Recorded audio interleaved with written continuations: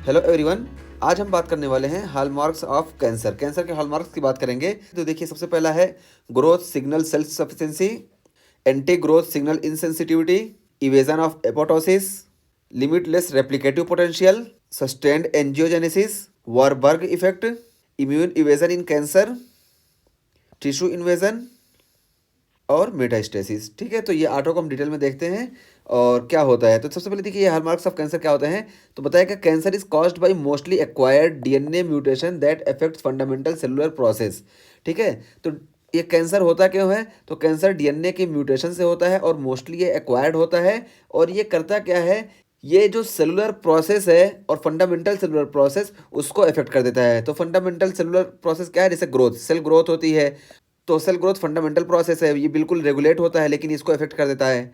DNA repair कि अगर कहीं कुछ हार्म हुआ डीएनए में तो रिपेयर हो जाता है, P53 उसको रिपेयर करवाता है, तो उसको भी ये म्यूटेट कर देगा, उसको भी इफेक्ट पहुंचा के उसकी एफिशिएंसी को ख़त्म कर देगा। या जो सर्वाइवल है, जैसे टीलोमरेज होता है, वो तय करता है कि कोई सेल कितने दिन तक रहेगा, तो उसको भी ये इफेक्ट कर देता है और उसकी कैपेसिटी को भी ये ख़त्म कर देता है। तो आइए शुरू करते हैं यहाँ से। तो इसमें सबसे पहले देखिए, ग्रोथ सिग्नल सेल्फ सफिशिएंसी है, यानी ग्रोथ सिग्नल अपने आप जनरेट होने लगेगा। तो ये 5 स्टेप्स हैं, इसमें से 5 स्टेप्स में कहीं भी परेशानी आएगी उसकी वजह से ग्रोथ सिग्नल अपने आप जनरेट होने लगेगा। तो 5 स्टेप हम देख लेते हैं। तो देखिए क्या है कि म्यूटेशन इन जीन इनकोडिंग, तो जीन इनकोडिंग में म्यूटेशन हो जाएगा, जिसकी वजह से गेन ऑफ फंक्शन म्यूटेशन देखने को मिलेगा। कहाँ पे, प्रोटोऑन्कोजीन में। तो ये प्रोटोऑन्कोजीन क्या होते हैं, तो देखिए इंक्रीज ग्रोथ फैक्टर, तो प्रोटोऑन्कोजीन ग्रोथ फैक्टर ज़्यादा बनाएंगे और ग्रोथ फैक्टर ज़्यादा जब ये होंगे तो ऑटोक्राइन लूप का फॉर्मेशन होगा। और इसका एग्जांपल है पीडीजीएफ इन ब्रेन ट्यूमर, तो ब्रेन ट्यूमर में पीडीजीएफ इंक्रीज हो जाता है। तो इसको यहाँ पे हम देख लेते हैं। तो देखिए, ये पूरा हमने सेल साइकिल में इसको बहुत अच्छे से डिस्कस किया है। अगर आपका ये कॉन्सेप्ट क्लियर नहीं है तो बायोकेमिस्ट्री में जाके इसको क्लियर कर लें। तो यहाँ पे देखिए, ये रिसेप्टर है और यहाँ पे आके ग्रोथ फैक्टर बाइंड करता है। तो ये ग्रोथ फैक्टर ज़्यादा बनेगा, जिसकी वजह से ये पूरा पाथवे ज़्यादा स्टिमुलेट होगा और सेल बहुत तेज़ रेप्लिकेट होगा। ठीक है, तो ट्यूमर का फॉर्मेशन होगा।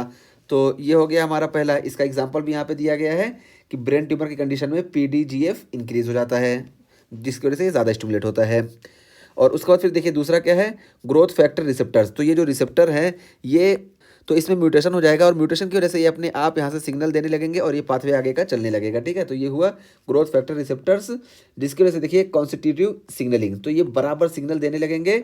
और इसका एग्जाम्पल यहाँ पे दिया गया है HER2 इन ब्रेस्ट कैंसर, तो ब्रेस्ट कैंसर में यही म्यूटेट होते हैं। ठीक है, और तीसरा है सिग्नलिंग मॉलिक्यूल्स, तो सिग्नलिंग मॉलिक्यूल्स जो है ये इफेक्ट हो जाएंगे। तो सिग्नलिंग मॉलिक्यूल्स क्या है, रास। तो यहाँ पे देखिए, ये सब हम डिटेल में बात कर चुके हैं सेल साइकिल वाली वीडियो में। अगर आपको नहीं क्लियर है इसका कैसे काम होता है तो बिल्कुल देखें वहाँ से।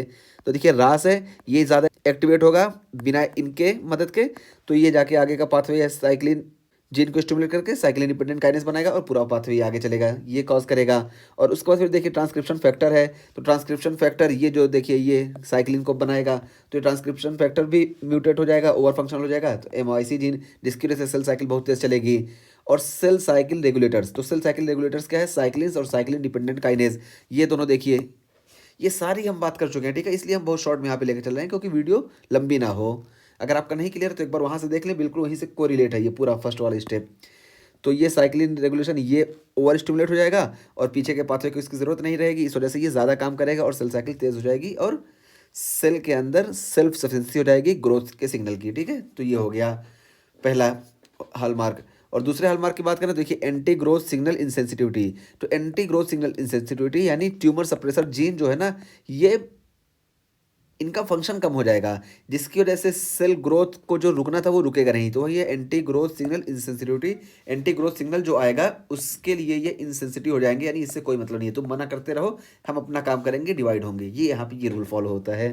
ठीक है, तो यहाँ पे देखिए क्या है, mutation in tumour suppressor gene, तो ट्यूमर सप्रेसर जीन में म्यूटेशन हो जाएगा, जैसे एग्जाम्पल आरबी। तो देखिए आरबी प्रोटीन यहाँ पे है, इसमें म्यूटेशन हो गया, तो ये अपना काम नहीं कर पाएगी, जिसकी वजह से सेल अपने आप डिवाइड होता रहेगा। ठीक है, और लॉस ऑफ ई कैडेरिन फंक्शन, तो ई कैडेरिन का फंक्शन लॉस हो जाएगा, जिसकी वजह से लॉस ऑफ कॉन्टैक्ट इनहिबिशन, तो कॉन्टैक्ट इनहिबिशन लॉस हो जाएगा, जिसकी वजह से सेल अपना ग्रोथ होता रहेगा। ठीक है, तो ये देखिए यहाँ पे हमने दिखा रखा है, देखिए ये देखिए ये कैडेरिन है, तो ये यहाँ सेल के बीच में प्रेजेंट होते हैं, जिसकी वजह से ये एक सेल और दूसरे सेल के बीच में बताते हैं कि हाँ तुम्हारा हद यहीं तक है, तुमको इधर नहीं आना है, इधर हमारा बॉर्डर है।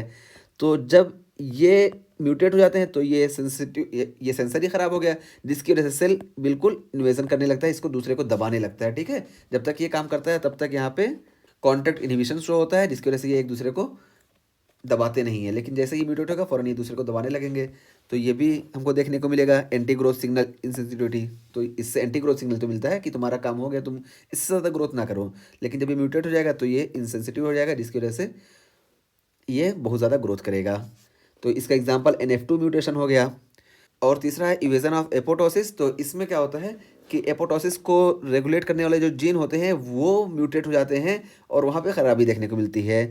तो देखिए जैसे mutation in gene that regulate apoptosis, तो एपोटोसिस को रेगुलेट करने वाले जीन में म्यूटेशन हो जाएगा। जैसे देखिए BCL2 जीन, तो ये BCL2 जीन क्या करता है, ये एंटी एपोप्टोटिक है, लेकिन जब ज़रूरत पड़ती है तो ये P53 के कंट्रोल में होता है और ये फ़ौरन स्टिमुलेट कर देता है हमारे बैक्स को और बैक को। ये BCL2 इसको स्टिमुलेट करता है और P53 डायरेक्ट भी इसको स्टिमुलेट करता है।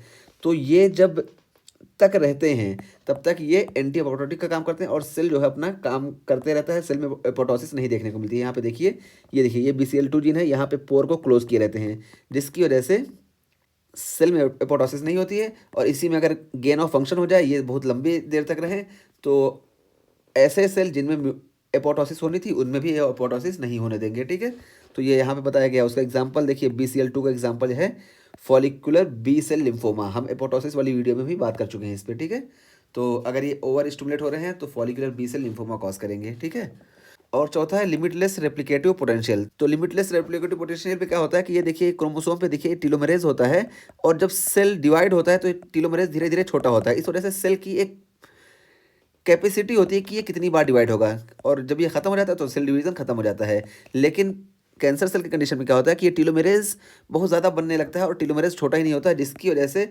इसकी जो एक लिमिट थी कि ये इतनी बार ही सिर्फ रेप्लिकेट होगा, वो ख़त्म हो जाती है और ये अनलिमिटेड बार रेप्लिकेट होने लगता है। यही यहाँ बताया गया।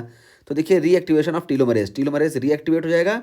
और मेंटेनेंस एंड लेंथनिंग ऑफ टीलोमियर्स, तो टीलोमियर्स जो होगा ये मेंटेन रहेगा और इस लंबा होता रहेगा, अभी हम यहाँ पे बात किए।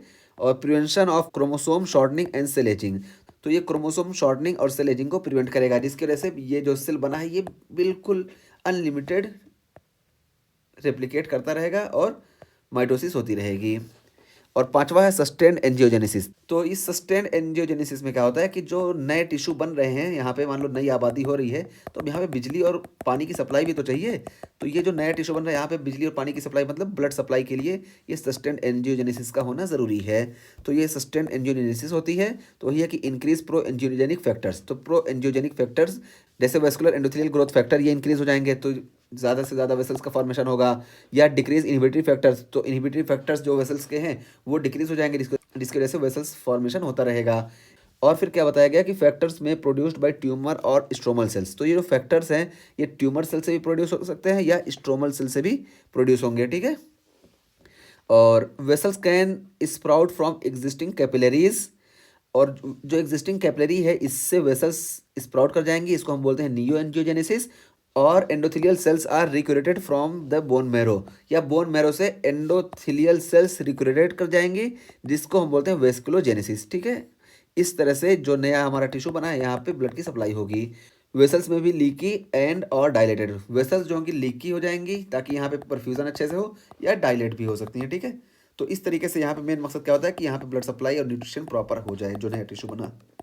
और उसके बाद फिर यहाँ पे देखिए हम बात करते हैं छठे इफेक्ट की, तो वारबर्ग इफेक्ट। तो इसमें क्या होता है कि सेलुलर मेटाबॉलिज्म जो होता है ये अल्टर हो जाता है। ठीक है, ये होता है। और इसको वारबर्ग इफेक्ट क्यों बोला जाता है, क्योंकि ओटो वारबर्ग एक साइंटिस्ट थे जिन्होंने इसको डिस्कवर किया था और उनको नोबेल प्राइज़ मिला था, इसी वजह से उनके नाम से इसको वारबर्ग इफेक्ट बोलते हैं। तो इसमें देखिए होता क्या है, shift of glucose metabolism away from mitochondrial oxidative phosphorylation towards glycolysis. तो ये बताया जा रहा है इसमें ग्लूकोज का मेटाबॉलिज्म जो होता है ये माइटोकॉन्ड्रियल ऑक्सीडेटिव फास्फोराइलेशन से शिफ्ट हो जाता है ग्लाइकोलिसिस में, यानी ऑक्सीडेटिव फास्फोराइलेशन इसमें नहीं होता बल्कि ग्लाइकोलिसिस होती है। और इसका मकसद क्या होता है, तो देखिए glycolysis provides rapidly dividing cancer cells with the carbon needed for synthesis of cellular structure. तो देखिए ग्लाइकोलिसिस से दो फायदा होता है, एक तो ग्लाइकोलिसिस जल्दी से हो जाती है, और जब जल्दी होगी तो यहाँ पे एटीपी जल्दी मिल जाएगी। और दूसरा जो पायरुवेट मिला ग्लाइकोलिसिस में, ये पायरुवेट या जो कार्बन का स्ट्रक्चर है ये सेलुलर सिंथेसिस में हेल्प करता है, ठीक है, सेलुलर स्ट्रक्चर के सिंथेसिस में हेल्प करता है, इस वजह से ये भी ट्यूमर ग्रोथ में हेल्प करता है, वरबर्ग इफेक्ट। तो सातवां हम देखें इम्यून इवेजन इन कैंसर।